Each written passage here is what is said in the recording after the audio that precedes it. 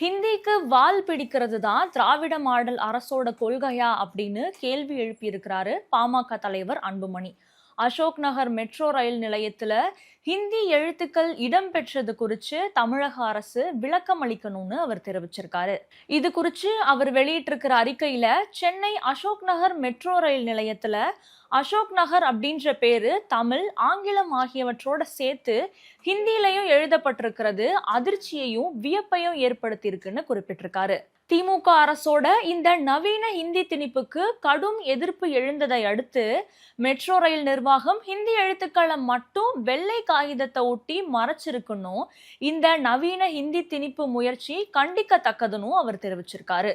Chennai metro rail திட்டம் மத்திய அரசோட நிதியுதவியோட செயல்படுத்தப்பட்டாலுமே தமிழ்நாடு பிரிவு IAS அதிகாரி அதன் மேலாண் இயக்குநராக இருக்கிற நிலையில ஹிந்தி எழுத்துக்கள் இடம்பெற்றது எப்படின்றது குறித்து விளக்கம் அளிக்கணும் அப்படின்னு அன்புமணி வலியுறுத்தியிருக்காரு. மத்திய அரசு நிறுவனங்கள் மூலமா ஹிந்தி திணிக்கப்பட்டா அதுக்கு எதிராக முழங்குற முதலமைச்சர் ஸ்டாலின் இப்போ அவரோட அரசுல ஹிந்தி திணிப்ப கண்டும் காணாமலும் அமைதியா இருக்கிறது ஏன் அப்படின்னு கேள்வி எழுப்பியிருக்காரு. இருமொழி கொள்கை தான் தங்களோட கொள்கை அப்படின்னு கூறி வர்ற முதல்வர் ஸ்டாலின் மெட்ரோ ரயில் நிலையத்துல மட்டும் மும்மொழி கொள்கையை கடைபிடிக்கிறது ஏன் அப்படின்னும் அவரு சரமாரியா கேள்வி எழுப்பியிருக்காரு.